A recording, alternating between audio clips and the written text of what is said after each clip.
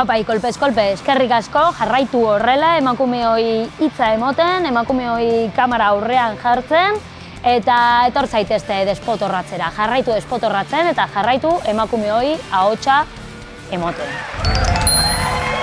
Azkenean gure une estelarra Ane Lindane despotorre.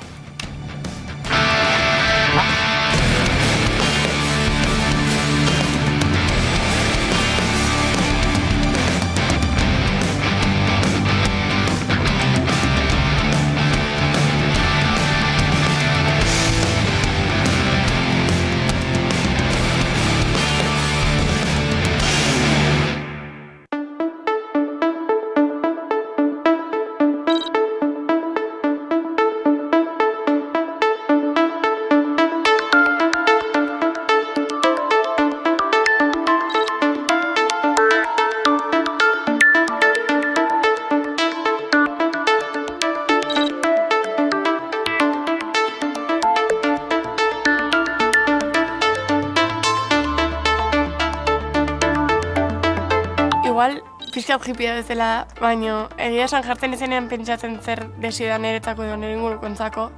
Konturatzen naiz, tortze ezkiela burura, jakin mina bizipoza mantentzea. Jorgan ez dakitzue, baina esken gerotzen nit oso azkar.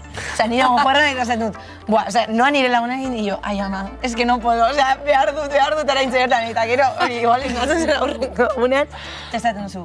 Atzo ze hostia! Ze hostia, eta lortzen duzenean dices, en serio? Eta iruditzat dagoela esaldi bat oso trampatia dana, esaten dagoena, zure burua maitatu behar dozu lehenengo, bestek maita zaitzaten, ez? Eta iruditzat oso trampatia dela, ze gure autoestima bai eraikitzen dugu bestekiko dekogun harremanetan eta gure harreman sozialetan.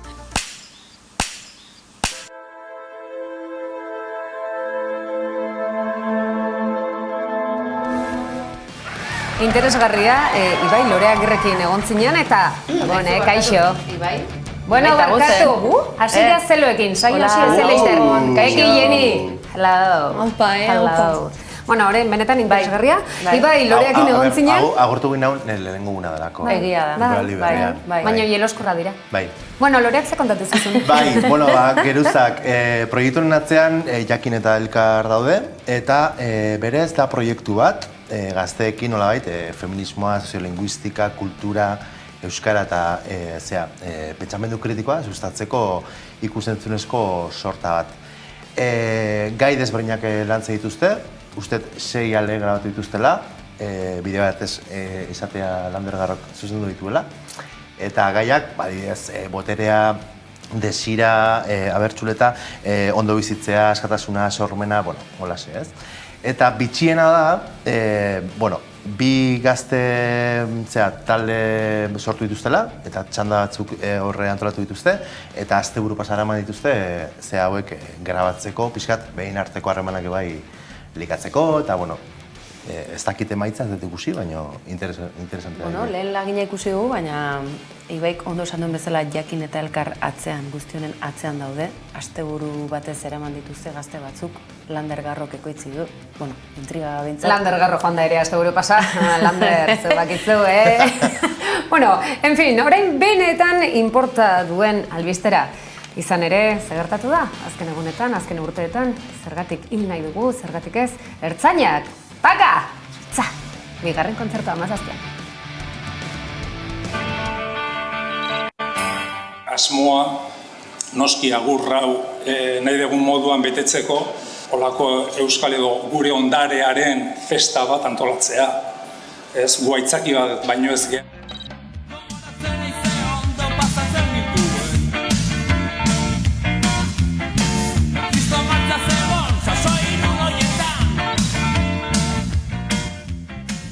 Euskalduna ikusi izan bezala da sortzea emozio kolektibori. Hori behin ikusita garbi geratzen da helburua hori baino ez dela. Zergatik hor sortzen den indar berezi hori eta sortzen den esperientzia ezinbestekoa da. Aurrera etengabian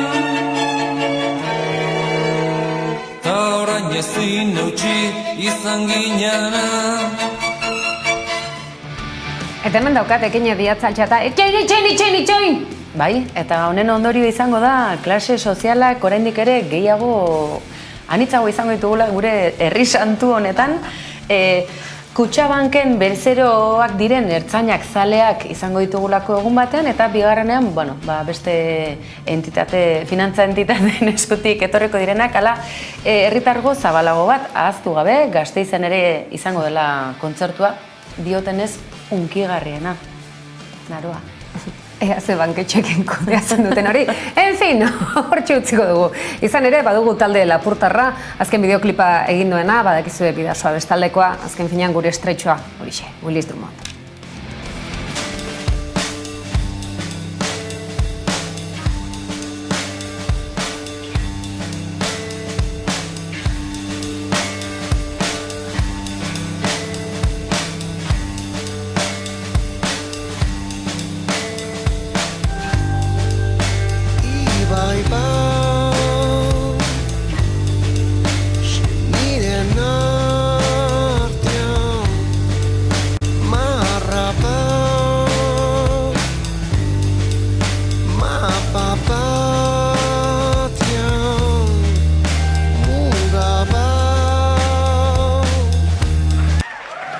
Eta bitartean, festak darrai, Madrilen aurrekontuak. Así que, frente al ruido de las estridencias, estabilidad, seguridad, protección y avance para nuestro país, en una hoja de ruta clara que tiene como principal objetivo dar tranquilidad a la ciudadanía y recuperar la dignidad de las personas, cohesionando nuestro país desde el punto de vista social. Contra las pymes y autónomos que conforman el 90% de nuestro tejido. Eta analisi txiki bat dauka ekinek, gaur analista etorri zaigu ekinek? Bai, labur. 3 emakumek estatu oso bateko milioi askotako aurrekontuaren berri eman dute, eta 4. bat aspertuta agertu da, baina horrek ere zer esan handia dauka zatiketa horretan. Kito, onaino analisi. Horrendo descansatu etorri zaigu, ez da? Bikain. Orain baditugu, ikusi ditugu aurrekontuen nondik norakoak, eta zoragarria, zondo, aspertzen dira ere, ez da? Bai, zoragarria. Baina jendeak zer ote dio? Klase politikoaz, Nik uste jendea aspertuta dagoela, eta jendeak esaten dut, zer egiten dute politikariek horrelako bideo zoragarria aparte? Hortxe ikusko dugu, ea. Politika zerbait baldakizue? Ni nago oso galdute, Pixkat, baina gutxi. Ez zer gutxi egia esan. Oso gutxi. Ez, nik uste oso gutxiak edala. Ez gaute formatu politikari buruz hitz egiteko. Orduan, zuretzako zer da politika?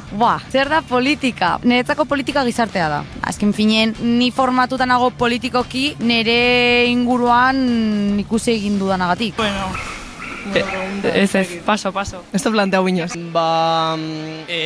Agintariek edo egiten dutena, erabakiak hartzeko etorkizun hobe bat entzat, ez? Ez dakit, jende multzo bat eramateko dagoen modu bat. Bai, herria eramateko modua. Eta ekonomia eta legeak edo ez dakit. Es que la política hoy en día son ciertas ideas que todo el mundo tenemos, pero que no se llevan a cabo. O sea, dicen mucho, pero no hacen gran cosa. Zuretzako zertarako balio du politika? Nik uste batzuetan esertarako. Ze politikoak diren pertsonak, nik uste ez gaituzte jendea edo gizartea errepresentatzen. Zergatik? Askok dira, estatus ekonomiko eta sozial batetik datozte eta normala ez da hortikan etortzea askotan. Buena pregunta, ez dakit. Ez dakizue? Pues, mundua pixka bat maniatzeko, no? Edo zuzentzeko, ez dakit, eske... Zuk usten duzu politikak mundua zuzentzen deuela? Ez. Orduan? No se, baina horretarako da, ez? Izetez. Suposatzotez, teorizan izemiko zala holan. Gizartean dauden arazoi aurre egiteko, egungo arazoak erantzuteko, ez? Klima larrialdearen inguruen non informatzen zarazu? Ez naiz informatzen super gutxiak, eta hori arazo bada. Ze ez gaituzte hortaz formatzen. Eta nik uste dela gaur egungo dagoen gatazka izugarri bat. Yo creo que en general sabemos poco.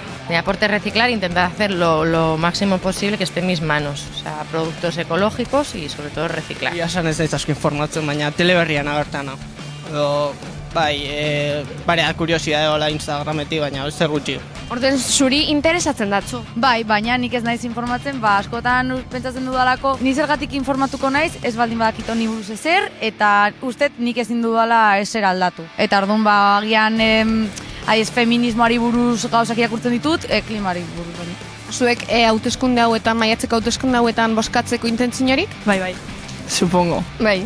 Eta zertarako uste duzu balio duela bozkatzeak? Bueno, lehenengo uste ondo informatu behar zarela ze bozkatzen duzun, eta gero zuk lortu nahi duzuna bultzatzeko. Eta agian zuk ez badezu bozkatzen, como boto gehiago ematen dizkiozu beste batzuei. Bai. Eta zertarako uste duzu balio duela bozkatziek? Azken finean, orain ikusten dut botean dauden jendea ez duela adibidez gauzak modu egokin batean iten, eta saiatuko naiz, nire bozkaren bidez, pixkat gauzak aldatzen. Ez baldin badugu gero bozkatzen, solo nos vamos a quejar. Eta hori da arazo larri bat, jendea ez duela bozkatzen, eta orduan, solo nos quejamos y ya está, eta hori da arazo. Kejatiarren, ez. Ez. Jenny, hoxe horri ikusi zaitu kalean, izan ere zure galdeketa horietakoa egitera joan zara, eta jendea oso gustora ezagit ikusi dute duzun, edo? Gustora baino, nik uste dut jendiek ez dakila dana dela politika. Beti galdetu dena, zer da politika da? Ostras! Bitutetzue, pertsona raro bat izango bazinen moduen hori galdetzea erran. Zenbat jendek esaten du, ez nia politikoa naiz. Bitxu, hori ez da esaldi hori geniala da, nia politikoa naiz, imposiblea da. Ja, gauzie da, nik egin dotazen kale galdeketatan inok ez duela esan. Baina nik uste dut ez dakizela be nondik dator soien aizie. Bueno, ala eta guztiz ere, kalean egia da hautsa jasotzen duguna. Urrengane galdetuko du, hispanitate egun handi hori gertu dugun hontan, munduko hiritarrak ote gara, euskaldunak, bilbotarrak, asko, bai, zoritxarrez. Bueno, edonola ere, politika gintzaz galdetzerakoan, azken egunotako ikerketen aritik tira egiten saiatu gara eta ahalegin horretan zein zen helburua. Zergatik nahi ditu jendeak akaso politikarekin edo gai oso zurrunekin lotuta ez datozen albisteak. Gain diote egin daute gaude, interes falta da, egiturak eta horiek ulertzeko gaitasuna ez da behar bezala lantzen, ez dakit, eskolan bertan. Zergak aspergarri bat zaizkigu edo fiskalitatea oso gai apasionatea baita ere, ze puntutan gaude. Nik uste ez dela ezer aldatu, ez? Hemen ikusi ditugunak dela gaztea dira, eta oen dela 20 urte egindako ez dakitze reportai batean, seguramente erantzuna berdinak izango liratekela, ez? Nik uste politika jende artean ez dela oso gai erosoa eta jendeak ez du lertzen zer gertatzen den goi, ez? Maila goren hortan, nik uste... Goi geruza. Bai, geruzak. Baina nik uste egin behar dugula postu bat, gertuko politikan aldekoa eta herrian egin behar dan, edo auzoetan egin behar dan politika horren aldekoa. Gero ja, parlamentutan edo lakotan eta egiten dela, ez dakit, benetan... Hori ikusiko dugu. Bai, Jenik aipatu du gainera, ez? Politika dela azken batean guztia, ez? Eta... baten batek isuna jartzen badizu autoan, edo beste dozegin zer hori politika ez da. Gertuena daukagun hori, eta gure eguneroko erabakien, eguneko 99,9. Ezin dela politiko izan, ezinezkoa dela egin, apolitiko ezin da izan, zenbat gai dauden, zenbat gauzak aserretzen gaitu ez da, egun? Bai, gaur esate baterako ez da, ertzainak eta Kutxabank, bueno, tira. Ez naiz bultzatuko kontu honekin, honek emango dugu eta zenbait kontutarako, tira, aktualitatea zari garela. Jakingo zenuten, behingoz edabideak hasi baitira, 11 telebistaz haratago, emakumeon oinarrizko eskubide baten arriskuaz eta berme faltaz berri ematen. Zer pasada azken orduotan?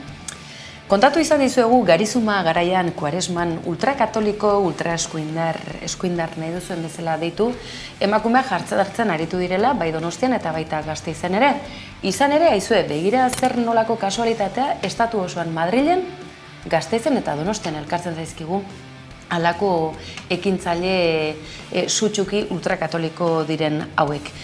Garbi dagoena da, badagoela zerbait atzean, eta azken orduotan gertatu dena da, naiz eta estatu mailan lege berri bat egon, halako ekintzak, elkartaratzeak, errezu kolektiboak emakumeok geure eskubidea osasun zerbitzu publikoen eskutik gauzatzen dugun toki baten atarian gertatzea, eraso bada.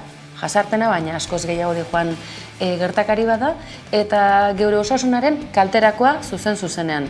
Aizue, erakunde publikoak lege bat indarran egonda, hasi beharko lirateke mugitzen, ezta?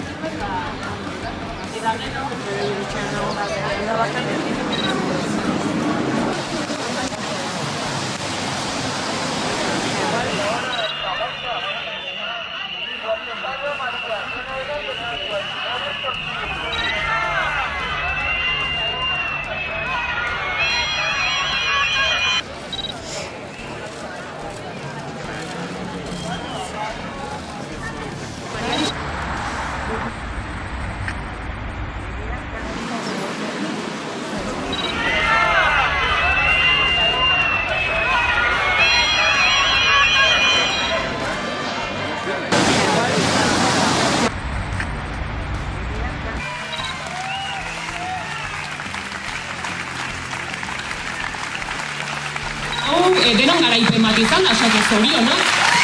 Zorionak. Bai, hori da. Ez gaitezen bat esatu, eta kopaituzko jatan utziko, hau jarri, eneko gaituko dugu. Eta horreta feminista.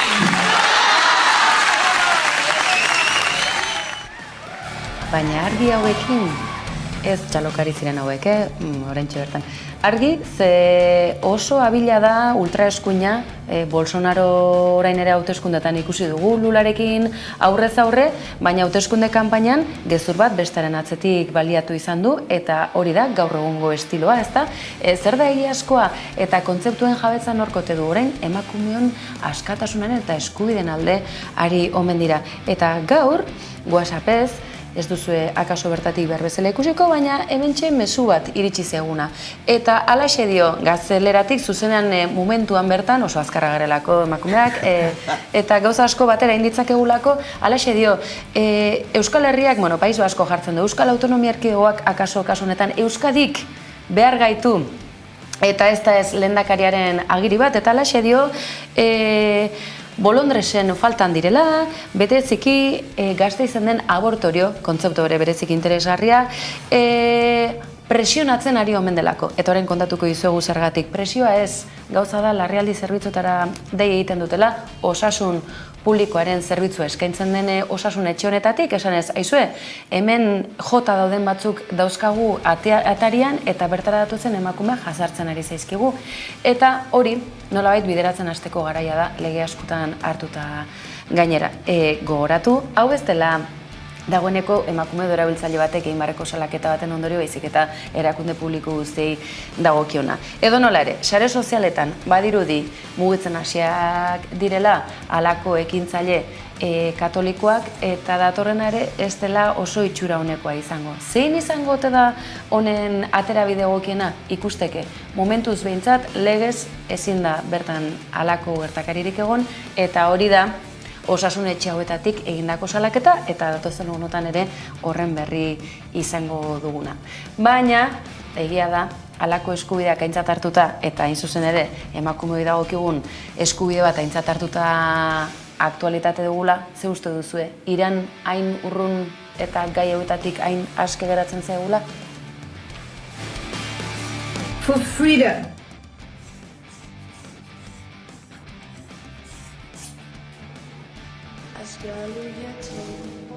تا صدای ما بلا چاو بلا چاو بلا چاو چاو چاو میپریم از خواب یه شب مختار یکی میگه آی آدم ها یا همه با هم یا همه تنها ما که بیداریم تا فردا خاک این گندم تو خیابونه خوشه خشم من و تو تشنه بارون حق ما کم نیست زانوی غم نیست قلب ما که دور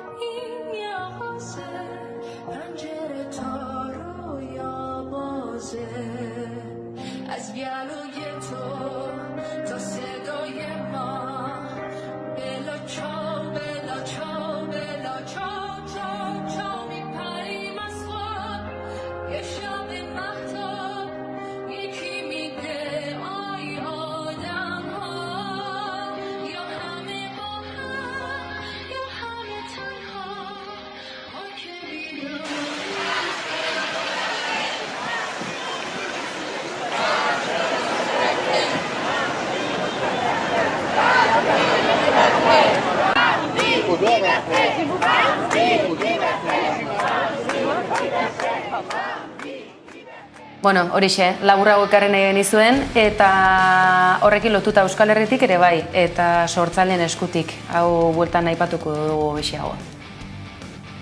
Mila esker, kolpez kolpe, medikuntzarako tartetxu bat eskaintzi arren, eta eskerrik asko bihotzez, urte askotan tabu izendan gai bateri ikusgarritasuna emoti arren, ezta? Beste barik, Menorkatik jarraitzu egurre moten. Ba hori beraz, aipatu dizuegu emakumeen eskubideen alde ekintzaile ugari beharrezkoak direla, izan gaitezke kazetariak, izan gaitezke kasu honetan Irede Sierra bezalaxe medikuak eta Menorkatik gainera. Eta aipatzen genizuen Euskal Herriko sortzaileak ere batu direla olatu honetara eta Irango emakumeekin elkartasuna.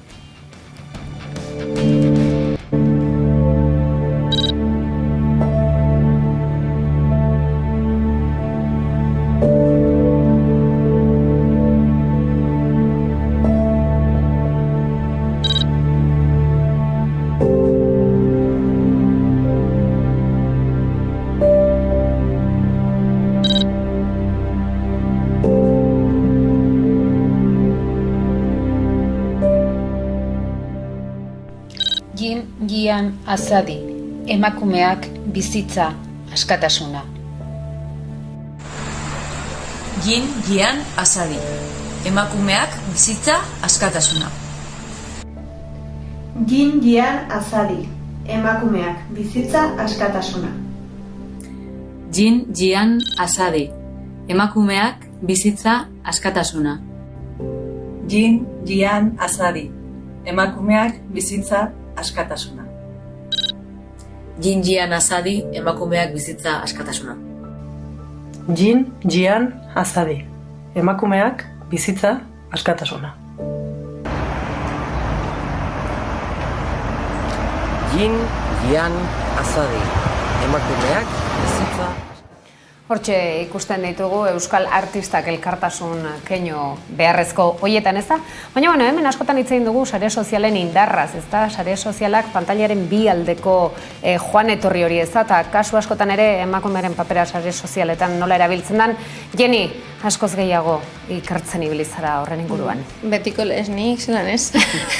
Donostiko kalietara jungara, galdetzen nian nok erabiltzen duzen sare sozialak, zertarako erabiltzen da bezan, zer egiten da benarekaz, bakizu, oin pilpilien deko guzen erramintak direla, gure ideologiz ezabaltzeko, gure lagun artien berbaitzeko, betiko kontuek. Hortxe, goazen ikustera kalean, zer esan dioten Jenire?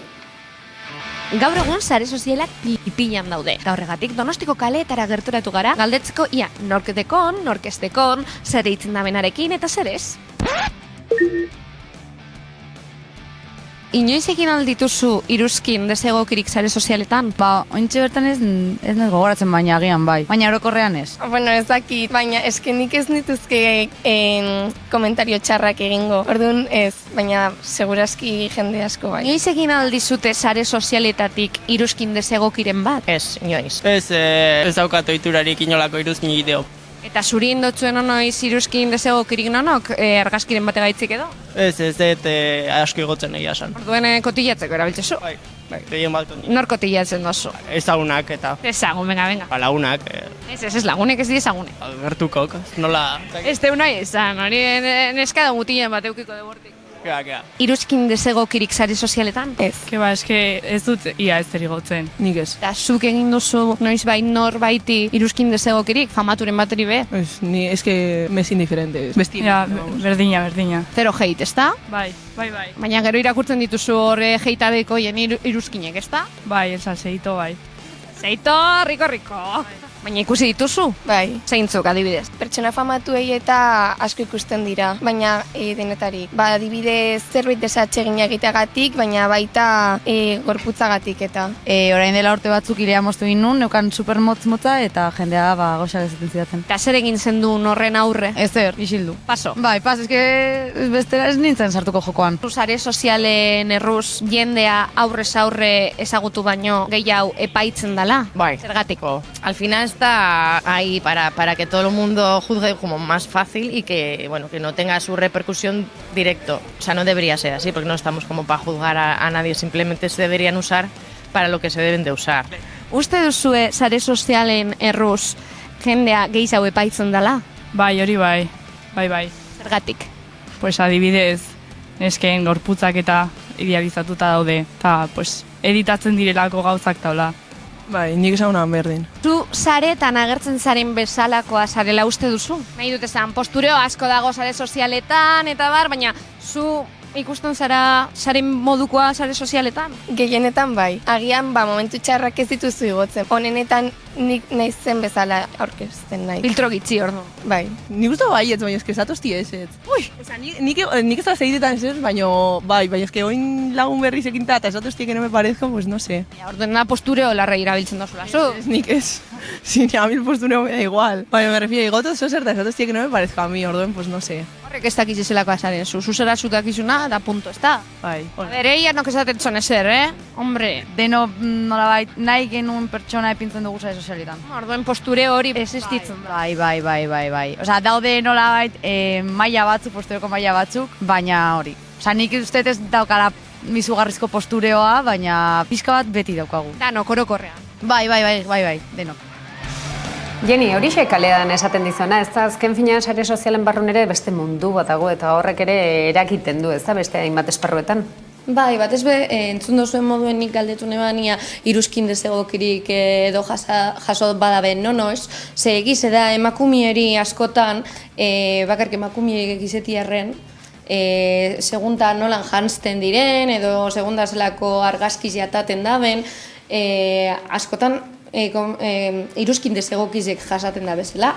Adibidez, ni beti jarriota adibide berdine ez da, gizon batek aldeo atar argazki bat kamiseta barik, baina emakumia agertzen badan kamiseta barik titizek erakusten, pezoie gaitzik, argazkizek kendu itzetzu, Eta izetez pezoiek berdine die emakumietak gizonentzako. Nahi dut esan, nik ez dut alderik ikusten. Eta bebai, galdetu netzoien, entzun dozuen moduen, postureoan arira, beti egoten daizela horre jentiek, postureoan edo dana dalakoa, argazkizek ataten, leku baten, igul bakarrik pasedila baten, eta esan da, hemen argazkize ingote, plantak egiteko, bakizu, ez dakitzen... Itxurakerian, ez da? Azken finean, itxurak egiteko modu bat, eta gure bizitza reala ez dena saltzeko modu bat, ez da, bai? Bai, guztiz, hola da, baina, dinamika hau, espaldikoa da. Neri, sare sozialen inguruan kezkatzen hauena da, ze puntura arte gizarteak demonizatu egiten dituen, ez? Argi dago eta jaitzen dugu, bada erramenta oso potente bat, orokorrean, sare sozialak, bere multzo bezala ulertuta, baina liberan erabiltzen dira demonizatzeko gazteak. Esateko, eski gaztea sare sozialetan sartuta eta ez dira enteratzen, bizitza realeaz eta bar. Gero, evidentemente, badaude, atzean, ze erabilera ematen zaion eta, karga pilo bat, ez bakarrik edertasunarekin, baizik eta, hori, zenbat eta zenbat, mansplaining dagoen Twitterren eta Instagramen zenbat iruzkin egiten diren gorputzen ingurukoak, eta hori ere badago, ez? Baina nik uste egin beharko genukela, edo saiatu ebai, sare sozialen alde honen inguruan hitz egiten, eta sare sozialetan dauden erreferenteak plazalatzen eta mai gaian jartzen, porque egon badaude, eta batez ere, emakumeak, bintzat Euskal Herrian, Twitterren eta Instagramen eta badaude. Badaude, beti esaten da ez da gutxiago daude, akaso, baino kalidade ere bai, ez da? Bai. Baina barne inkesta. Barne inkesta. Bai. Esnatu eta horreneko gauza, zein da zuen sare soziala? Kafea, zigarroa eta komuna. Baina hori sare soziala. Baina komunean zein da zure lehen sare soziala. Hori da galdera. Nerea Twitterra. Nerea ere. Orduan, komuna, kafea eta zigarroekin lotuta Twitterra. Ni Instagram, ni beti sartzen hasi Instagramera. Gainera, eske, esnatuta segizen, argize ez dut bajatzen, esnatzeko, ez dakit... Hori da, bisio optikoa gutxitzen juteko kolpeka. Baina denak egin dugu zegoza dan, Goizan esnatuta... Egiten zui, borroso ikustez, baina berdin du. Borroso, igual, ezauz, 3 minutzu borroso ikusten. Bai. Eta gero, igual atzera joan bizara berriro historiak edo argazkiz berriro ikusten, ez dozu zono ikusi egiz izan. pasetate. Esnatuta lehenengo gauza hori egite ere pentsatzekoa da, eh? Bai. Pentsatzekoa da. Kurioso, Bueno, edo nola kumulera ere, pasako gea. aipatu zuen normatibotasuna, ez da olako geruza, gaur geruzitaz ari garela izkutan. Lander. Beste geruza hori nola esan, oso rollo kapitalista dena, baina oso nola esan pornografikoa, ezta? Emakumeok ere, naiz eta horri aurre egitera behartuta ere bagaudenak. Gure egunerokoaren parte delako, ez? Bizitza afektiboa, baina, bueno, sare sozialetan horrek zer nolako bizitza daukan, eta, bueno, gure eguneroko bizitza modu, guzti hori nez esaten oso interesatu nagoelako Pitilin Gorriko bigarren atal horrekin. Ginen oso sartuta diskurso hetero, eta derrepente, zer? Eta hau dena Iñaki Olaizola entzuteko berriz ere benetan ekinen? Bueno, ditzala berak ilusioakin, ez da Iñaki Olaizola ikusi nahi duela, baizik eta aurreko aparailu batzuk neko interesgarriak hemen jostailu batzuk arrasto utzi zuten aparailuak. Goratzen zeate, iragan astean, Jenik ekarri zizkigun, Pitilin Gorriko aparailu jostailu, nola gustatzen zitzaion deitza, Jeni? Jolasak. Edo tresnak. Tresnak. Bitartekariak, bitartekoak. Karo, berak izaten man, ez? Klaro, berak izaten man, zuk jostailu esaten batzazun, ja, hirugarren pertsona baten modukoa dela. Bueno, en fin. Objektua eta subjektua, ez da? Objektua eta subjektua minipimerra lehengo astean erakutsi zizkigun batzuk, harrituta eratu ginen, nik oraindik harrituta jarraitzen dut isurketa egiten zuen vibradore horrekin, baina agian adin kontu izan daiteke, Iñaki, gauza gixo kontatu?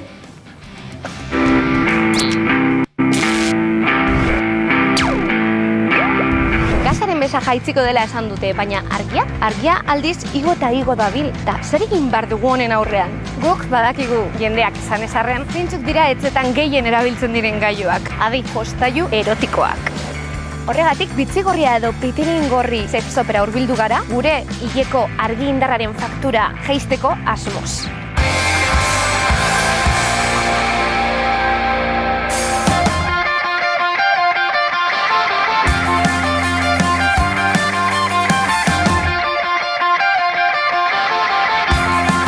Penetrazioa eta sukzionadoriez gain, emakumeentzat ze beste tresna gomendatzen duzu? Eske, produktu guztiak nik bi atal horietan sartuko nituzke. Esan dugu gero ere konpartitzeko produktu horiek, daude arrautz vibradoreak, afaltzera jun eta mandoarekin interakzio hori sortzen dena, afaltzen dugun bitartean. Hori ere aplikazioko produktuekin ere sortu daitezke, baina azkenean bi atal horietan sartuko nituzke. Jolas erotikorako hitz egiten baldin badugu. Dago gero beste ataltxo bat, izango ziela bolatxinatarrak, baina ez direla hainbeste jolas erotikorako. Dira gehiago giharrak indartzeko eta tonifikatzeko, horrelako produktueta jungo gineke, baina bestela jolas erotikoan bi atale horietan sartzen nik dana eta gero olioa, masajerako. Nik esan behar dut, nik kosmetika erotiko milagrosoa ez detela saltzen, badakizue merkatuak hau gehiago sentitzeko, orgasmo intensoagoak eukitzeko, nik ez dut eredu erotiko hori indartu nahi, dana gezurra da. Beroak ez du egiten gehiago sentitzea, egiten du beroa sentitzea. Gustatzen bazaizu, perfecto, baina berez gutxiago sentitzen dizu. Beroa sentitzen dut. Ez naiz horren parte baino, bai, olioak, lubrikante hon bat, adibidez, produktu oso importantea. Nik uste eredu erotiko honek indartzen dula gizontasun eredu hau, eta hori da arazoa handiena. Ni gizon feminista bat konsideratzen naiz, niretzat feminismoa berdintasuna dalako. Baina faltan botatzen dut askotan entzutea matxismoa ere gizonentzat txarra dela. Emozionaltasunetik urrunduta gaudelako, anulatuta gaude emozionalki, eta horrek erlazio zuzena dauka nola bizitzen dugun gure erotika. Jutea berriro tresnetara, produktora, ari gea bain eta berriro, eredu erotiko oso txar bat indart. Eta hori puskatu egin behar dugu. Sartu behar dugu emozionaltasuna erotikan. Eta matxismoak hori gizonei ez digu usten, ez dugu sentitzen, anulatuta gaude. Bai? Orduan buelta eman behar dugu, hasi behar gea hitz egiten beste eredu erotiko batetaz. Eta hor bai, feminismoak asko lagundu dezakela. Baina eredu erotiko honetan matxismoa indartzen da. Gizontasun eredua indartzen da. Imaginatu, etortzen da gizon bat, vibradore bat erostea, bere fantasia erotikoan vibradore bat dagolako. Vale? Erosten du vibradorea, baina, klaro, gero eroste harrexea da, gero jutentzea etxera eta erlazioan sartu behar duzu produktua. Eta hor, konfliktu bat sortu daiteke, eta de hecho sortzen da, emakume batzuk pentsatzen dutelako zer sartuko diazuneri. Eta aldrebez gertatzen baldin da, emakume batek erosten du vibradore bat bere fantasian, vibradore bat dagolako, etxera juten da, eta gizonak bai pentsatu dezakela ez daukaztu nahikoa nerekin. Hori bi zentzutan ematen da. Aldaketa erotikan ez dator hainbeste praktiketan, baizik bizipenan. Eta hori da, behin eta berriro nik esaten detena da, hontaz hitz egiten hasi behar dugu. Baina azkenean beti hitz egiten dugu, bera gaude ume txikiak bezala, pitxa, kulo, teta, pedo, pis, erotikaz hizkuntz txiki batean hitz egiten. Vibradore bera gizon batek eta emakume batek erabili dezakete? Bai, zetez bai, ageneroak dira ez, ezta? Bai, eta uzki sexua gizonetan ez dauka erlazio zuzena homosexualitatearekin. Orduan erabili daitezke. Emakumeentzako diren produktuak zentzuk dira, ez badira oso konkretuak.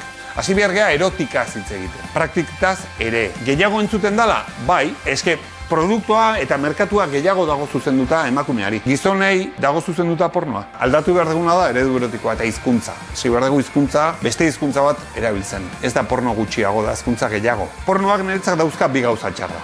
Bat, eredu bihurtu dela, ez pornoa bere hortan, baizik eredu hartzen degula, kontuz, bai gizonek eta bai emakume. Eta bigarrena accesibilidadea. Accesibilidadea pasada. Osa, esaten dute 12 urteko mutiletan eskek pornoa daukatela referente bezala. Horrek indartzen duen eredu erotikoa ez da zuzena. Baina gizarteak eta instituzioak ez dute zer egiten kontrapeso bezala, ez? Eta falta dana da hezkuntza, ez porno gutxiago. Bai, accesibilidadea, hori moztu egin behar da. Beira, nik beste dendan kabinak ditugu. Zuek imaginatu, dendan gaude, 10 urteko ume bat sartzen da, eta ni dendaria naizela galdetzen dio, eta izu, 18 urte bat dituzu? Ridikulua, eta umeak esaten bai, segi barrura. Tortzen da beste bat 12koa, berdina galdetzen diot, baietz esango nau, eta sartzen uzten diot. Imaginatu, ertzaina edo polizia edo etortzen da, eta emango diate merezti detena, ez? Interneten hori gertatzea, Interneten ume bat sartzen da pagina porno batean, eta galdetzen diot, baitu zuen 18 urte? Bai, barrura. Hori ezen da. Baina insistitzen dut, ez da porno gutxiago, baizik hezkuntza gehiago. Hezkuntza gehiago egongo bazan eta beste eredu batean egongo baginake, pornoa diferentea izango zen. Badago jendeak esaten duela porno ona egiten dutena, eta hezkuntzailea, eta eske nik ez dut hezkuntza ematen duen pelikula porno bat, nahi, nire dut hezkuntza. Behar dena da hezkuntza, ez porno on bat. Exigentzia ez da hori, ez da porno on bat, da hezkuntza. Nik eskertu nahi dizuet saiakera, erotikaz hitz egiteko saiakera hau, baina exigentzi bat ere egiten dizuet bai zuei eta bai beste medioei. Eta da beste planteamentu bat sortzea. Eta eredu erotikotaz hitz egiten hastea, zain beste hostailuetaz. Baina ondo, ondo. Lehenengo pausua izango da. Segir bat. Bueno, hemen kontzeptu asko sartu ditu, Besteak beste amaieran adin kontua, ez da? Zenbat aldiz eztabaidatu dugu, umeak eta pornoaren kontsumoa egia da esaten ari ginena. Gauza da, 9-10 urteko ume baten porno kontsumoa, beste bat 16-17 umea, zenbat marreta zer gauza. Aur, nerabe, psikopata, esan etorre badagoalako, adin tarte bat. Kontuz, sartu hitza erabiltzarekin nik tentuz erabiliko nuke. Nabardu da txiki bat. Bai. Bi. Bai? Eta 3. Bi. Bueno, lehenengoa, vibradora, denek ez dute vibratzen, ez? Orduan, dildo nik erabiltzen du gehiago, baina, hori batetik. Eta bestetik, ni oso aldenago, produktu hauen arlekoa naiz, bai? Baina, ez dakit, ze puntura arte, ez dugun egiten erakurketa bat kontsumismoaren ingurukoa eta kapitalismoak berak nola hartu duen sexua eta zenolako merkatua sortu den inguruan. Esan nahi dut, 11 produktu egon daitezke, 11 vibradore, 11 dildo egon daitezke, baina ez badugu gure gorputza aurretik ezagutzen eta plazerra lortzeko beste bide eta beste gorputza tal batzuk ezagutzen, aparatu hauetik ez dugu ezer egingo. Esan nahi dut. Marabila eta bai oso ondo eta gauza pi bat egingo ditu, baina, Ni horrekin geratzen naiz, baina dena bada, ez da? Petronor esan barruen, baina ez kutxaban egitea alako kanpaina bat ez, ertzainaken kontzertuaren ostean, ez? Olatuaren txampara horretan ego diren honetan, pixkat kapitalismoa eta arago kontuak guztartzeko ez, ez da? 11ak ere egin dezake, bere aplikazio berria Badakizu Smart Telebistetan aplikazioa, 11arena jetxi ezkero zeintokitan ikusi daiteken ez, hori sustatzeko kanpaina izan daiteke bai, publizitate subliminala izan da. Eta vibradorerik ez dugu paritzen horrekin batera, publizitate subliminala puntu bat arte. Kargadoreak. Jeni, ikusi dugu, gauza asko kontatu zizkigun, aurreko astean hau bete hortz utzi gintun, orain ere kontzeptu diferentea sartu ditu, baina beti ere eztabaidagai diren gauzak eta ere baita sozialki hitz egitekoak kontzeptu interesante ere ibaik dioena, ez da? Jostailu asko, baina azkenean ze garrantzitsua da berak ere esan du, hezkuntza. sexualitatean eta bakoitzaren sexuan, sexu nahien hezkuntza bat egotea, ez da bai gazte eta ez hain gazte. Ze beti aurretaz ari gara hitz egiten eta aurrek duten gabezi hori gaur sexu sanoaren inguruana eta helduak zer. Bai, azkenien berak esaten duena, hezkuntza bat bihar dugule da, eta ez bakarrik umiek, berak esaten duzen umiek, helduek be bai, ez da, ze azkenien dekogun hezkuntzie, elkarrizketan esan duen moduen, da oso lotute gaur egun gizartien erakusten dozkunari, hau da, matxismoari, pornografia mainstreameri, eta bar, orduen egize da, berak askotan esaten duela eskuntza, hobetu behar da, nik aldetu inotzon, ez dakita agertzen dan galderie, baina nik aldetu inotzon, ia, pentsetan badeuen, pornoa aldatzerakoan, hizkuntzi be aldatu alko zala. Bai, ze azkenien pornoak erakusten deguena, bai izaten dela normalien matxismoko ikuspuntu bat.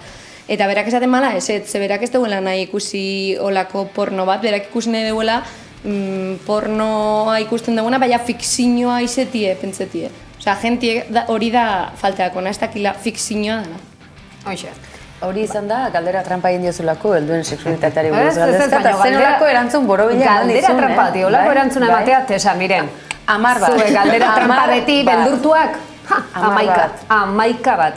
Bueno, azkenik, Iñaki, ondo gabiltza edo oraindik patinatzen?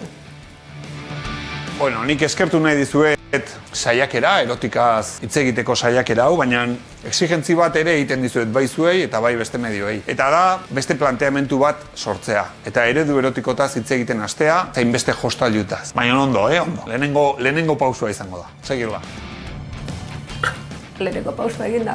2, 4, oaindikan ez esan ezer gehiago kutsakoa. Bueno, en fin, eta... buruz ere ez. En fin, garrantzitsu ere bai, baik esan du, vibradore guztiak, bueno, ez dute zergatik vibratu behar, baina vibradoreak askotan ze kargatu egiten dira, ez da, ze pila nahi hau. Orduan, kargatu egiten dira, eta zer gertatuko zaigu? Ba, hemendik 2 urte barrura, epe honetan, kargailu bakarra gongo da, unibertsala. Bai vibradoreantzat, bai mini-primerantzat, ze gehiago, 1, 2, 3, erantzun berriz. Bai, ordenagailu mugiko. USB bidez funtzionatzen duen edo nolako dispositibo hori dagokion kargailua. 2 urte eta etxean bakarra izango dugu, gezurra, 20 izango ditugu berdinak.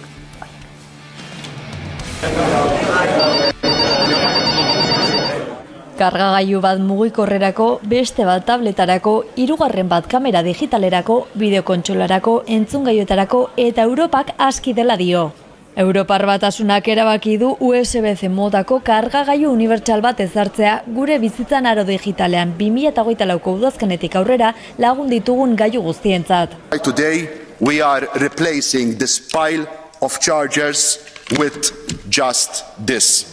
Baina gailu elektroniko guztietarako kargagailu bakarra izatea ez da abantaila bakarra. Thierry Breton Europar Batasuneko barne merkatuko komisarioak azaldu duenez, arau berri honek 1000 tona hondakin elektroniko aurreztuko ditu urtean. Eta hori arau bakar baten bidez. Gainera urtean ia 200 kilo CO2 murriztuko lirateke. Alegia 10 milioi smartphone eta 2600 tona lehengai. 2,600 tons. Eta badakigu gaur egun lehengaien egoera inoiz baino kritikoagoa dela. Raw materials more than ever. Araudiak alferrikako erosketak eta materialak alferrik galtza saiestuko du. Estandarizazio horretatik libratzen dira ordenagailu eramangarriak, errele adimendunak eta USB-C bere tamainagatik jasaten ez duten gailu txikiak. Europako Parlamentuak astearte honetan emango dio argi berdea mugikorrak eta bestelako gailu elektronikoek kargagailu mota bera erabili beharko dutela dioen lege berriari. Legea onartzeko oraindik USB-C erabiltzen ez duten Apple bezalako enpresa boteretsuen erresistentzia gainditu behar izan da. Baina zenbait filtrazioen arabera, Apple ere 2023ko irailean hasiko da USB-C sarrera bere mugikorretan jartzen. Argi dago arau aldaketa horrekin, Applek bere produktuak Europar Batasunen saltzen jarraitu nahi badu, arau berria indarren jartzen denerako egokitu egin beharko dela.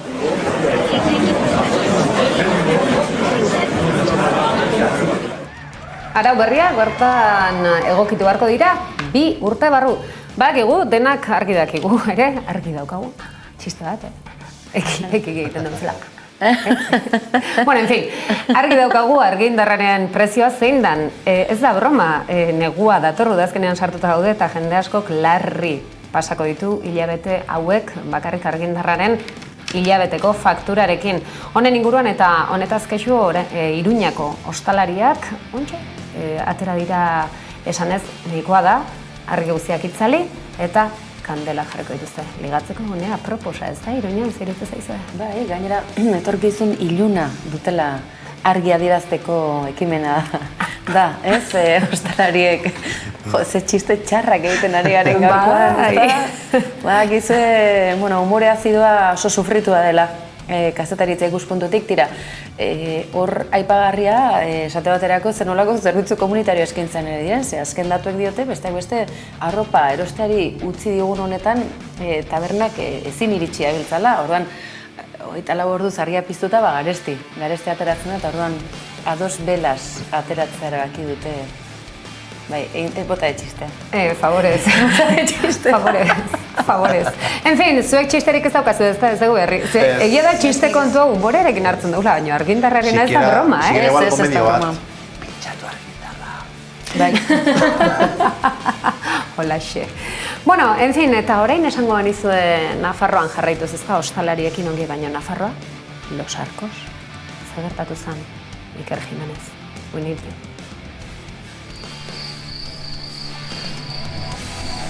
Nafarroako gobernuak Los Arcoseko zirkuitua saldu du Erresuma Batuko enpresa bati 7 milioi euroren truke. Auto eta motorren lasterketak ospatzeko sortu zen Los Arcoseko azpiegitura 2010 urtean. Zirkuitoa eraikitzea, ustiatzea eta zorrak pagatzea 72 milioi inguruko gastua izan du Nafarroako gobernuarentzat. Eta kostatu zenaren 10%-arengatik saldu berri du gobernuak. Hala azaldu du Rebeka Esnaola kultura kontseilariak, nik do Nafarroako kultura kirol eta aisialdi azpiegituraren sozietate publikoaren zuzendariarekin batera. Las pérdidas recurrentes en los 12 años de funcionamiento de esta instalación y la recomendación de la Cámara de Comptos, que sugería que se analizara la alternativa de gestión más económica y más eficaz, nos animó a la puesta en marcha de este procedimiento. Urtean 4 milioi euroko kostua zuen zirkuitoak, maileguak, mantentze lanak, inbertsioak eta ekitaldi berezien antolakuntza aintzat hartuta. Eroslea Erresuma Batuko MSV Group taldea da, dagoeneko bere herrialdean 6 zirkuitoren jabe dena eta urtean 60 milioi euro fakturatzen dituena. Maiatzean salmenta prozesuari ekin ziotenean, nik do 15 milioi euroren truke saltzea jarri zuen helburu gisa, baino azkenean 7 truke saldu dute. Yo creo que lo que nos toca a nosotros ahora era intentar poner solución a un problema que, como digo, generaba un esfuerzo importante a las arcas forales. Si me permite la expresión tan coloquial, dejamos de perder dinero cada año en el mantenimiento de esa instalación. Modu honetan, Nafarroako gobernuak ordaintzeke zituen 5 milioi euroko zorrak kendu du gainetik. Hori bai azpiegitura kostatu duen prezioaren 10%-aren truke. Bueno, iragan astean Nafarroko gobernuak bere sozietate publiko batek saldu zuen Los Arcoseko zirkuitua Motor Sport Vision Erresuma Batuko taldeari 7 milioi euroren truke. Hau da, obraren eraikuntza eta ustiakuntza kostatu denaren 10%, ez? Eta honekin argi geratzen da porrot ekonomiko handi bat izan dela sektore publikoarentzat. Eta, UPNren eskutik jasotako ondare pozoitsu horietako bat izan da, ez? Kontuan uki behar dugu, Los Arcoseko zirkuitua ekimen pribatu baten ondorioz hasi zela, Errioxako Samaniego izeneko eraikuntza enpresaburu baten ekimenez, honek pixkate bultzatu nahi izan zuen zirkuitu bat eraiki ahal izatea, eta jo zuen bere garaian Los Arcoseko UPNeko alkatearen gana, eta honek aldi berean pixkat bitartekaritza lan honi egin zuen garaiko Nafarroko gobernuarekin. Pixkat honen ideia zen berak eraikitzea azpiegitura hau, baina aldi berean elkarbanatuta edo elkarbanatutako sozietateen bitartez Nafarroko gobernua ere tartean sartzea. Hasiera batean, UPNek garai hartan gogoan hartu behar dugu bideko autobia bultzatu zuela eta eskualderantzat edo saldu nahi izan zuten garai hartan hauteskundeak zeuden 2007 ingurua zari gara, eta pixkat horren boto izan eta pentsaturik enplegu asko sortuko zela eta itzaki horretan sartu ziren abentura neko ero honetan. Garai hartan ere eraikuntza enpresaburu honek ere esan zuen 6 milioi euro kostatuko zala, eta kontua izan da errealitatea guztiz bestelakoa izan dela, ez? Hasi zirenean berehala etorri zen krisia, eta hasiera batean 6 milioi euro zena, bukaeran izan da 55 milioi euro. Kontuan eduki behar dugu, zirkuito hau berez inauguratu zela orain dela 11-12 urte, eta 11-12 urte hauetan ere diru asko kostatu da. Ez da bakarrik 55 milioi euro horiek, baizik eta gero ordaindu behar izan dira kreditoak, urteroko ustiakuntza ere diru bat defizitarioa izan da. Eta, 12 urte hauetan, pixkati egonda sektore publikoak kudeatu du 6 urtez, eta beste 6 urtetan pixkat alokatu intzaio enpresa pribatuei. Baina, azkenean faktura 70 milioi euro ingurukoa izan da, eta, argi dago, porrota handi bat izan dela, eta, orain, honekin kapitulo bat ixten da, eta orain, egia da Erresuma Batuko talde honek erosi duela, talde honek antza, esperientzia handia du zirkuitoen kudeaketan, Erresuma Batuan 6 bat zirkuitu kudeatzen ditu, eta, suposatzen da esku honetan geratzen dela, hauek ere egin dute, pixkate konpromiso hartu, gaur egun zirkuitu honetan lan egiten dute, 10 bat pertsonek eta enplegu hori eutxiko zaiela, eta gainera konpromiso hartu dute, badirudi zirkuituak ere pixka behar dula bultzada bat edo, eta 3 milioi euro inguruko inbertsio ingo duela enpresa honek, eta orduan bere eskuetan geratzen da, baina egia da sektore publikoarentzat porrota handi bat izan dela ez. Zer, hitz egiten da, ez dakit zenbat milioi, ez dakit zenbat milioi ustiatuta ezertarako, ez dakit zenbateko gainkostua, urteko mantenua, eta hitz egiten da, normala irudituko balitzegu bezala dirutza hau galtzea, alegia gure dirua galtzea, aztu gabe. Hori da, saldu dutenaren gastuaren 10% bat nolabait gainetik kendu da salmenta honekin, baina deigarrena da salmentaren parekoa dela urteko kostoa, mantenuaren kostua. Beraz, Nafarroako gobernuak esan du, UPN-ren txapuza hau gainetik kenduko dugu lehenbailen, eta orduan irudituko zaizue oso merke saldu dugula, baina daukan balioa, zirkuitoa. Zirkuitota zen aroa? Zena ez esatea. En fin, zirkuitotaz hitz egin da askoz zirkuito politagoa eta bereziagoa, eta irtenbide askoz merkeagoa egin duenik ere badaukagu hementxe bertan, Zuatzen bertan radarren ingurun batzuk pixkata sarretu dira, legala ez dakit, baina merkea oso. Nire terrenuan dago, nire paetan. Baina ez dezuzu jarri? Nik ez. Ni paizen jarri, baina ez dezago zen jarri.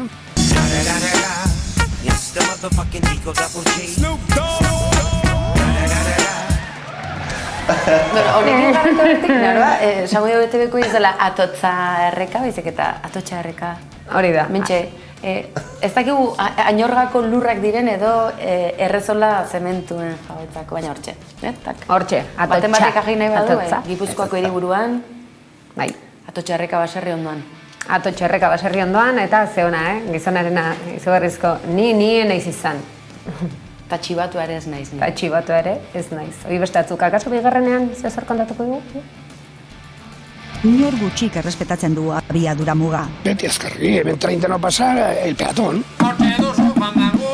Pero todo el mundo se fija y levanta el pie. Porque no saben si es de verdad o es de mentira, entonces... Zena ez esatea, niko ikustet, eta abiadura murriztet, ja. Bazpare, itxurosoa da. Bai, subrayadorekin egina, itxurosoa ez da jene. Batek mobila ere airetik botako zuen, bazpare. Eta gero, zeineko jarri du hau, nire mobila, nire azkeneko iPhonea. Olakoak jartzen hasiko da gina, Euskal Geografian? Ez. Ja nahiko dauz, Nahiko radar dauz ez jarri gehiago. Hoina da, baten bat jongo dela benetako radar baten ondotik da. Beste atxon horregarri du. 100 euro eta 7 puntu. Hor bazpare esateko. Baina, bueno, badira, gauza gehiago. Inor minik ez du ematen. Velozidadia ez deu jetxi. Lehen dakana hor sarreran, berdina. Osea, que ze ilegalizazio da hori? Radares. Osea, que ze ilegalizazio da hori? De calidad y barato. Osea, que ze ilegalizazio da hori? Radares. Basta de prohibición. Legalizazio, bueno, hemen parrez eginan, zena ez ezatean, nik urrumo lehendakaria jarri daukat.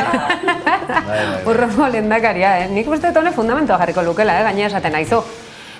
Mina ez dioin, legala lehenotik ere bazan, ondorioz? Imaginatzen zu, radararen gainean marihuana landare bat.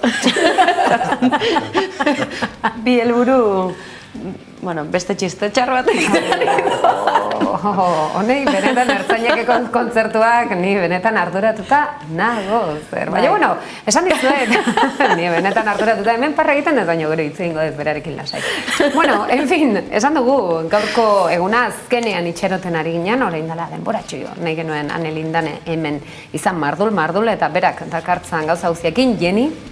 Bai, Lindane, ikusi zuezelako energizegaz datorren, berak umoregile da, emakumie da, eta oindik ez deko pentsata emakumie izetieri iztieri.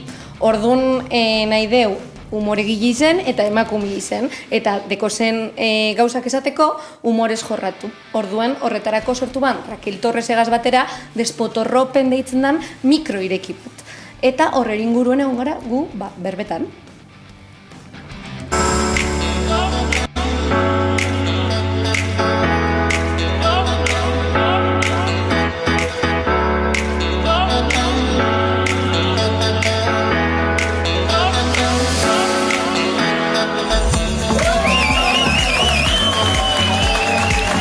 Raquel eta biok ezagutu ginen, Radio Euskadin egiten duten, ez dakit egiten duten oraindik ere, imaginatzea dut baiet, egiten duten bakarrizketen lehiaketa batean, bertara aurkeztu ginen biak, aurretik ezagutzen ginen saretatik eta, baina bertara aurkeztu ginen biak, ezkinen bertan ikusi, baina bertan ikusi genituen geure bakarrizketak, ez dakit zer, eta nahiko lehiaketa kasposoa da, karagarri kasposoak ziren gainontzeko umoregile guztiak, eta guk egin genuena, nik egindakoa berari gustatu zitzaion, eta berak egindakoa niri gustatu zitzaion, eta hortik aurrera, behin geratu ginen, eta orduen hasi zan gure, ez dakit gure harremana edo. Nik uste dut Raquelen ideia izan zala, nik aurretik baneukan pentsatuta, erdi hitz eginda baten batekin, eta saiatzen ari nintzen alako zeo zer egiten, baina neukan Raquelek duen esperientzia mikrofono irekietan, eta biak elkartu ginean Raquelek proposatu zuen, en plan, open mic bat egin behar dugu hemen Bilbon, ez dagoelako. Izan ere guk egiten duguna da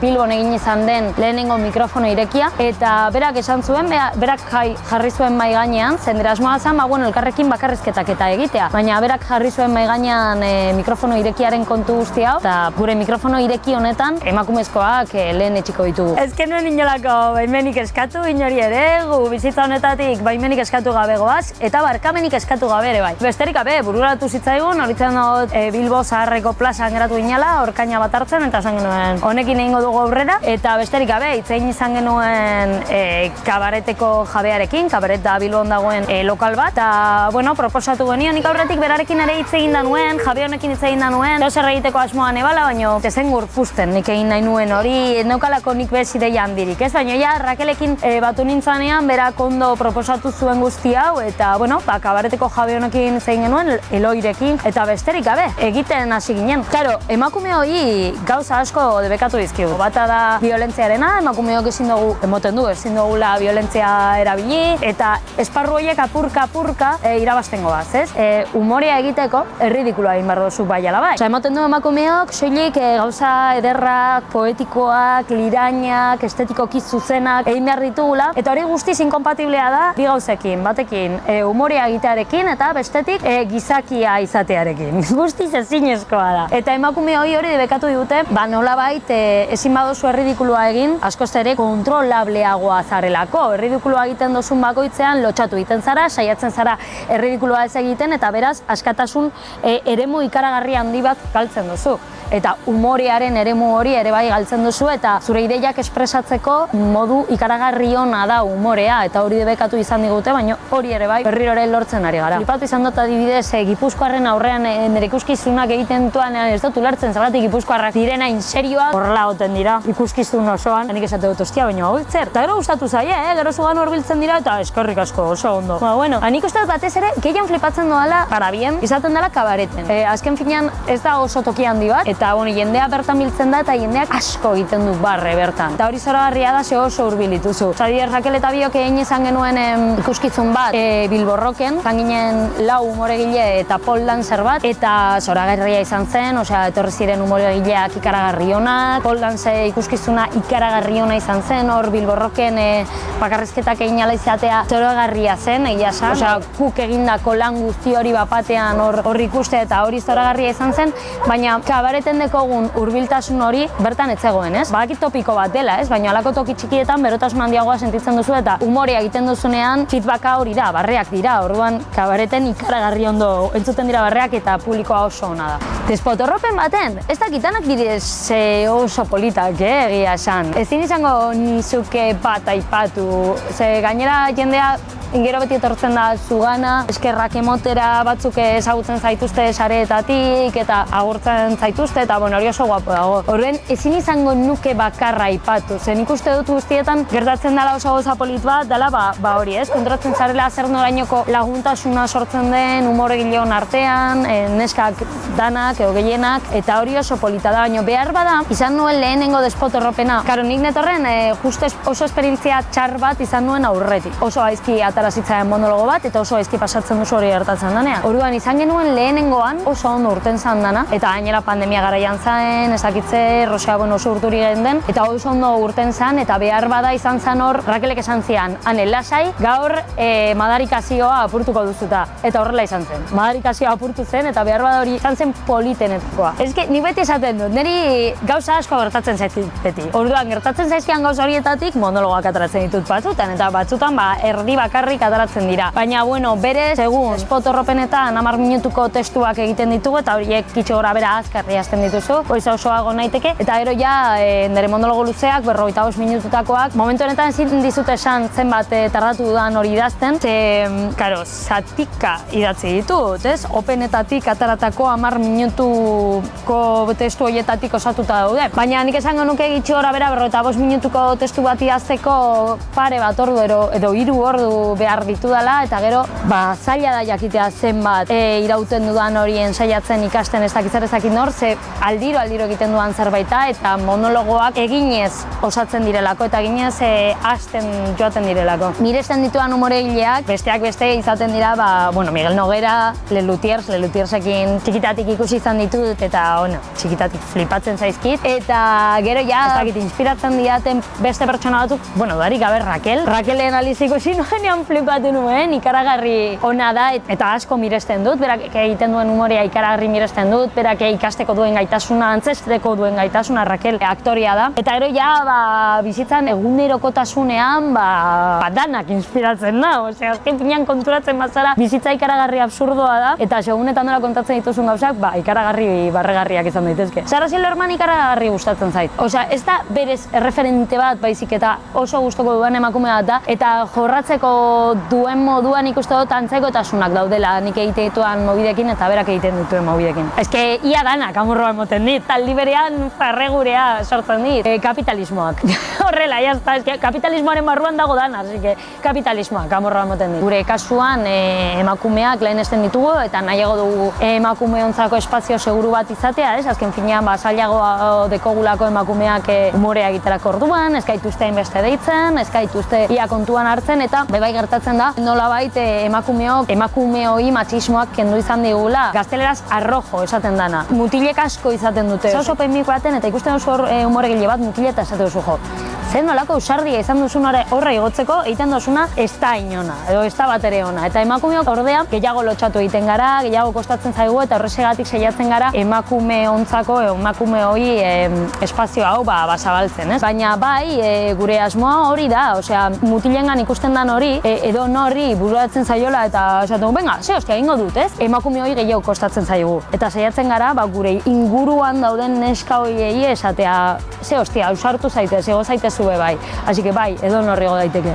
Raquel eta biok, ilan behin, 28 egunetan behin, horregatik esaten dugu open mic menstruala dela, egiten dugu bat, itxi gora bera, ez da beti zehatza, baina, ilan behin. Beno, gero baten dugu beti testu berria, 10 minututakoak, itxi gora bera, eta beti egiten duguna ezberdina da, eta deitzen ditugun umoregileak, edo, gugan atortzen diren umoregileak, bebai testu berriak hartzen dute. Ze azken finean, mikrofono ireki baten helburua da, zuk zure etxean egiten duzun edo idatzi duzun testu hori ez dakizu grazia bat duen edo, ez? Egin behar duzu publikoaren aurrean, orduen, 45 minutu ordu bateko monologo hoiek sortzerako orduan, probatu behar dituzu bloke txikiak. Eta bloke hoiek open miketan probatzen dituzu, eta ikusten duzu ea grazia baduten edo ez. Horregatik, hilero baldin bazatozte, ikusiko duzutena ezberdina izango da.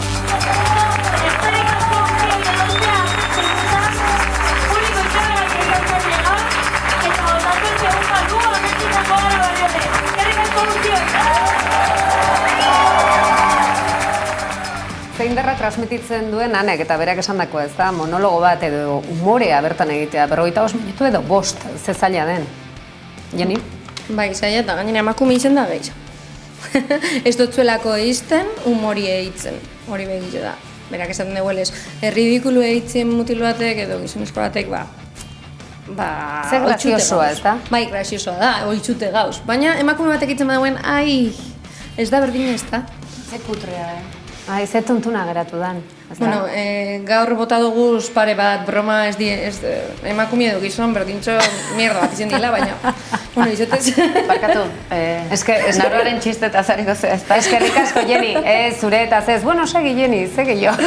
Hori, Ane Lindane badakizue berak sare sozialetan berritxu edala, nahiko berriz da, Twitter roin dela gitzili ban, Instagrama, bera, nahiko out egon da sare sozialetatik. Baina oin, bera promozionatzeko edo bere humorie promozionatzeko erabiltzen dauz. Eta beti ukitzen dugu baten bate horre iruzkin desegokiren bat esaten. Baina, era politz baten berak hartu eitzen dago iruzkin hori eta humore bilakatzen dugu. Berantzako onuragarri da hori eitzi, Eta politzo gelditzen dako. Borroka guztioz. Ez ditut interneten zeuen opor zoragarriak ikusi nahi. Osa, lasai, Ez da zer gertatzen Musitxu bat. Ez dakit zer erantzun horri, nire buruari bebai galdera hori egin izan diot behin baino gehiagotan, eta nik esango nuke, uste dute dekodan erantzun bakarra, edo izan dezakean hortik erantzun bakarra, da pertsonaia eta pertsonaren arteko muga horiek nahiko lausoak direla kasu hauetan, ez? Osea, ez da pelikula edo serie baten antzezten doanean bezala nire pertsonaiak beste izen bat duela eta beste izakera bat duela, ez dakit zer ez dakit nor. Nik uste dut sareetan eta ikusten den Ane Lindane hori ni naizela nolabait, baina nire izakeraren parte batzuk, ez dakit nolabait karikaturizatuta daudela, ez? Osea, esageratuta daudela. Orduan bai, pertsona eta pertsonaiaren arteko mugak lausoak dira, baina dudarik gabe nolabait pertsona da, hor dagoena. Hombre, gizonezkoek bebai presio estetikoa jasaten dute, eta gizonezkoek bebai lodifobia jasaten dute, baina dudarik gabe, ez da hurbiltzen ere neska bati esaten diotenarekin konparatuz, ez? Hortik dauden neska batzuk, igual batere normatiboak ez direnak jasaten dituztenak, mutilek ez dituzte jasaten ez da inolaz ere. Eta gure itxurari buruz, nire itxurari buruz botatzen dituztenak, ez lituzkete botako mutil baten itxurari buruz. Baina badauz, eta presio estetiko hori badago, baina dudarik gabe, ez dauka zer ikusirik guri esaten dizkiguten arekin konparatuz. Dudarik gabe mundu honetan edo zer gauza errazagoa da gizona baldin bat da.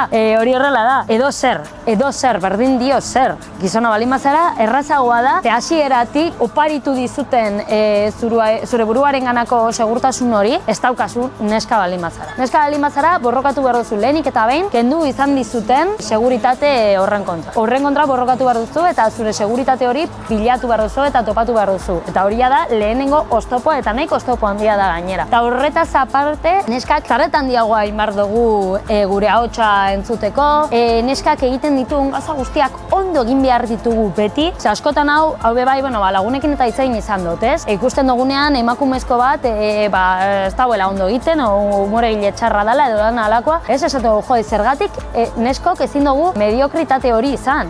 Mediokreak izan gaitezke bai, ez? Zergatik izan bar gara beti bikainak. Eta espazara bikaina eta hanka sartzen baldin baduzu, zera hanka sartzeak askoz ere handiagoak izango dira eta oihartzun handiago izango dute mutilen hanka sartzeak baino, ez? Ezin gara mediokreak izan. Eta hori putada handia da. Nik ez ditut soilik emakumea izateagatik jasaten, baizik eta euskalduna, euskal herritarra izateagatik bai. Osea, nik matxismoa eta euskal fobia, baskofobia edo euskarafobia bai jasaten dut, eta horrela burura datorkidan bat, pila bat hauz, da euskarazko bakarrizketa baten, igota dagoen euskarazko bakarrizketa baten, fatxa batek idatzi zian, nik esatu ez dakit zergatik aserratzen zaren, espaldin baduzu ez ebezu lertu, bera oso aserre idatzi zuen, no se te entiende nada, sácate la polla de la boca. Eta nik erantzun nion, sakila hotik atara, sekula ere, hortik ez. Nuke sekula ere sakila hotik atarako. Eta, karo, halako komentarioak, imaginazazu, une oro. Eta une oro horregatik emakumea izateagatik, eta euskal herritarra izateagatik, eta euskalduna izateagatik. Así que bai, nik oso ondo pasatzen dut, de puta madre. Ez dut uste modu zehatz bat dagoenik, azken finean sare sozialak sare sozialak dira, ez da bizitza erreala. Benetan matxismoari aurre egiteko tokiak kalea da. Eta matxismoari aurre egiten zaio modu askotan, baina ekintza zuzenekin batez ere. Eta nik uste dut hori izan behar dugula argi batez ere. Azken finean sare sozialak toki virtualak dira, eta hori ez da bizitza erreala. Bizitza erreala kalean dago. Eta autodefentsa feminista erabiliz egiten zaio aurre matxismoari. Sare sozialetan, haietaz farregin, haiek emoten dizuten material guzti hori erabili zure monologoak egiten jarraitzeko, eta egiten ari zarena egiten gauza virtualak dira, eta normalean virtualtasunaren muga hori ez dute sekula ere igarotzen. Horreak, kalean jasatzen dugun violentzia sexista guzti horri aurre egin behar diogu aurrez aurre eta ekintza zuzenekin. Ni emakumea naiz eta ez diot emakume izateari utziko, emakume izaten jarraituko dut, eta orduan esaten dituan gauza guztiak emakumea naizen inean izango ditut bai, orduan ez dakit oso ondo esaten diaten hori, esaten badiaten haiek fatxa batzuk direlako, azken finean talka ideologiko bat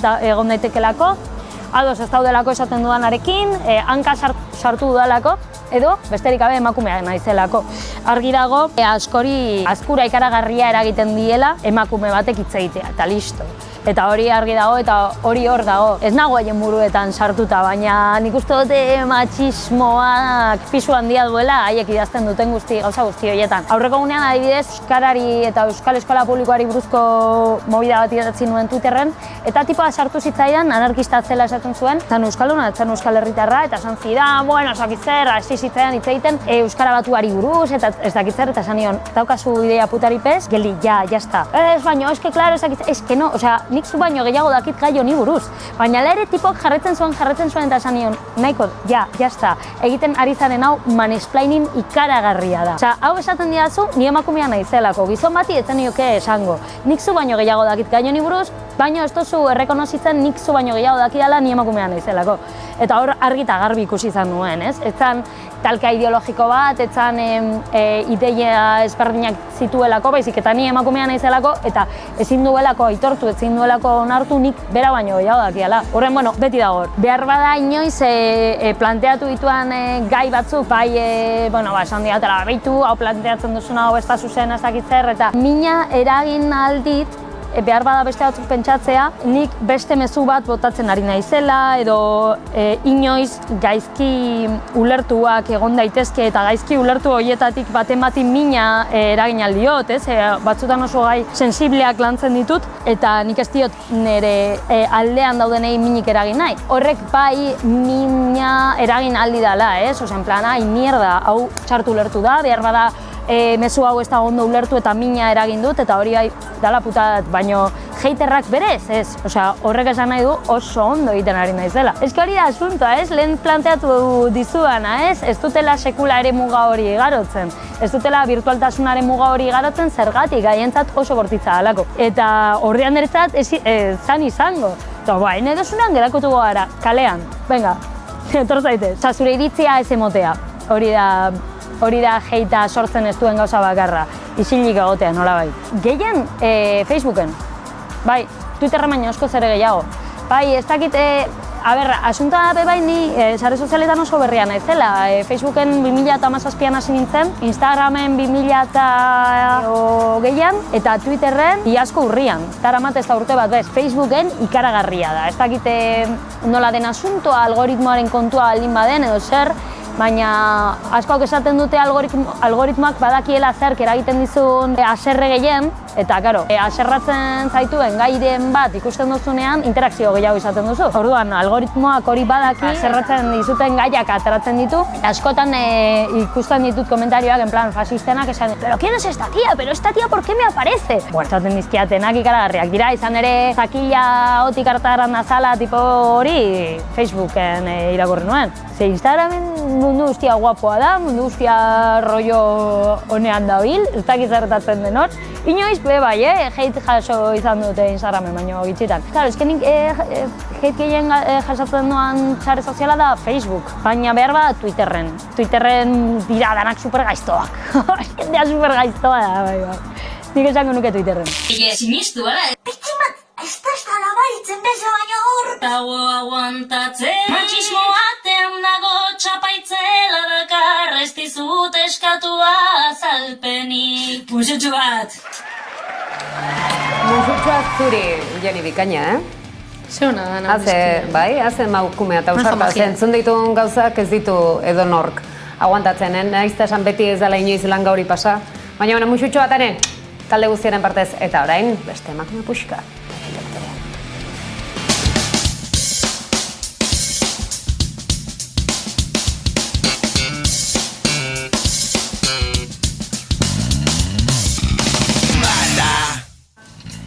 Ze uste zenuten aktualitateak ez dauzkala argi ilunak?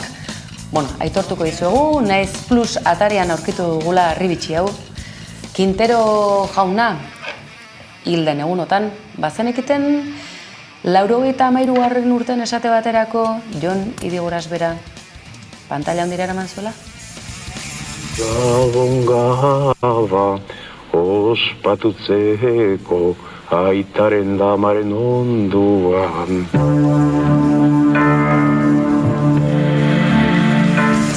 Zenolako ikutu zinematografiko ez da? En la boca del lobo, la boca del lobo.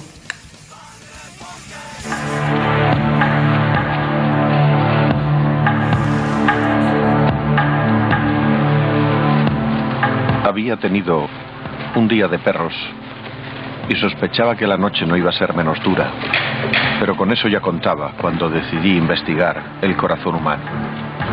Era el precio del que se arriesga a meterse en la boca del lobo. Eta etzen edozein tokitan sartzen Quintero jauna, Idigoras jauna ere etzen atzean geratzen, ikusi besterik ez dokumentu historiko hau. ¿Le cantaba a su madre nanas en euskera? Sí, me cantaba mi madre y me cantaba mi tía y me cantaba mi abuela. Baina, izue, dokumentu historiko hau YouTube kanalean baduzue, baina lotura ondo azalduta Ramon Solaren eskutik hortxe duzue Naiz Plusen esan dizugun bezalaxe, aizue, luze eta zabal, eta ikusten duzu gainera, halako egoera ilun batean, oso sakonetan ari direlako sartzen, eta pentsa, estatuko kloakak ere hortxe aipai badituzte, izan ere oso dokumentu historiko interesgarria da, eta berriz esaten dizugu oso garai berezian, izan ere garai hartan Ajurianeako ituna besteak beste, naiz Madrileko bestein bat itun estatalek helburu bat zuten, eta ezkerri independentista zokoratza eta bereziki isilaraztea zen, prime timean, hementxe, aipatutakoak besteak beste, Alkala hotelean izandako gerra zikinaren kapitulu esanguratsu eta garai historiko benetan erabakigarria. saltarme a un lado para salvar mi vida.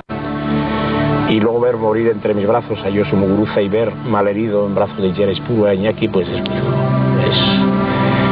Es algo que ciertamente es una experiencia fuerte, es una experiencia que a nosotros hay dos cosas que nos reafirma. Una, en que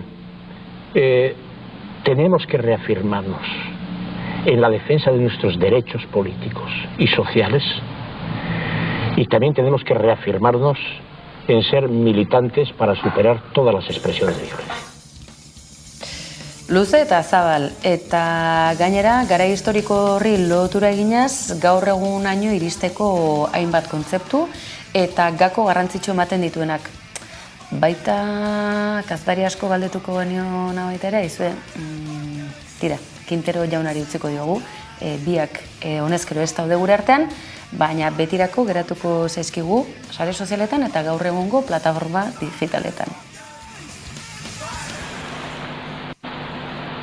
Escuchen ustedes también. Escuchamos.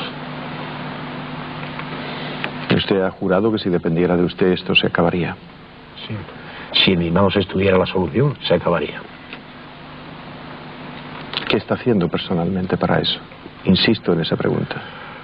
Bueno, en primer lugar, estoy hoy aquí, delante de usted. ¿Pidiendo qué? Pidiendo diálogo, pidiendo comprensión, reclamando la necesidad de una salida, exigiendo la superación de la violencia y comprometiéndome a ser parte activa en ese proceso. De esto hemos hablado con el Partido Nacionalista Vasco, hemos hablado con EA y estamos dispuestos a hablar con el mismísimo diablo, si hiciera falta. Eso es lo que yo puedo hacer y lo que debo hacer. El resto ya no está en mis manos. ¿Usted fue novillero? Aficionado, sí. ¿Llegó a torear? Sí, toreé varias becerradas en los pueblos, en Amorebieta y en algunos pueblos de alrededor. Eso del toreo es muy español, ¿no? Y muy vasco.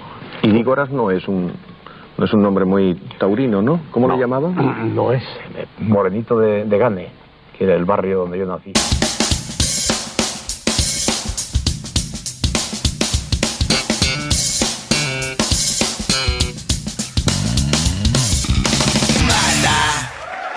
Parreari genio figura esaten daba, holakoa zan gure toreroa, gure Idigoras jauna, genio y figura. Bai, eta gainera ez izena, nobilero ez izena baita ere. Aizu, gauza gehiago ere bagenuzkan, gaurko egunari heltzeko, aktualitateari heltzeko.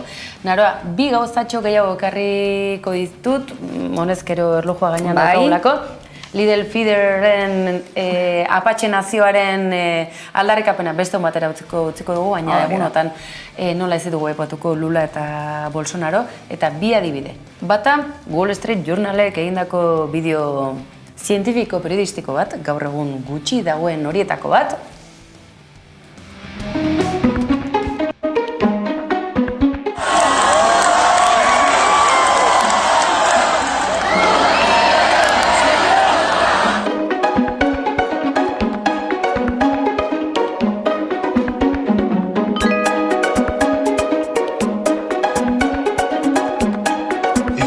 Vocês que nós vamos ganhar essas eleições.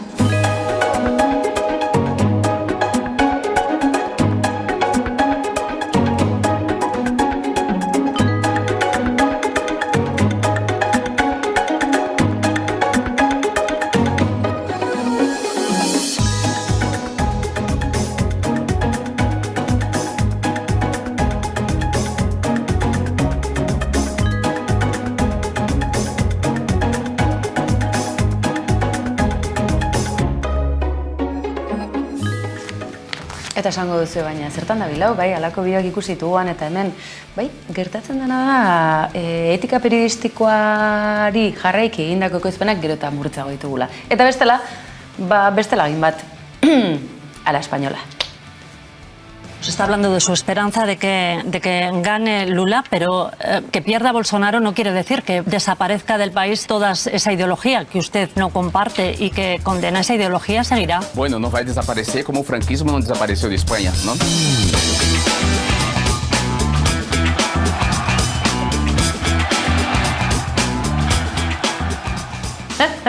Ikusten ari ginen bideoa. Ze ona, hori deitzen duten bezala ez da faska, baina faska ikeragarria handia, emakumearen argia. Hori, bigarren buelta horretan ikusi beharko dugula Lularen nondik norakoak, ea, Brasilen jendeak hitz egiten duen orain ere, eta aurrera doazen. Bueno, amaitzera goaz. Jeni, esaten da. Bere barita eta guzti erakutsi dit, ezakit konturatzen zaten Hermioneren barita daukala, gure Jenik. Amaierazuk emango diozu. Oso frikizena. Azalpen grafismorik ez daukagu, azalduko ez dute ziur nago eta pantailaz bestalan askok esatela. Barkatu zer nola? Hori da Big Bat. Ez, hori ez da Big Bat, hori da Hermioneren Azaldo Jeni. Zer da, boligrafoa da. Boligrafoa, Hermioneren barita gure. Baina superondo. Zeinen boligrafoa. Hermione Granger. Eta hori da? Harry Potterreko emakumea. Hori Hirukoteko neskie, hori. Eta da beste jostaio bat, plazerra ematen duena, baino ez dala angelitala. Bueno, nik hau ez dut erabiltzen horretarako, Bai, ez du vibratzen. Eta ez du vibratzen eta ez da kargatu behar. Bikek ere ez, noiz hasik, ez dakit, vibratzen duen Big Bat? Big horria daukat. Bueno, en fin, bukatu egin behar dugula. Bueno, mila esker beste behin hemen izateatik. Ez. Zeuri. Berdin zait, kutsako txiste bat gehiozten nahi. Bueno, Hirukote, aio, gozatu, zuek ere gozatu. Datorren astean hemen izango gaituzue, eta orain amaitzeko Willis Drummond zuentzat.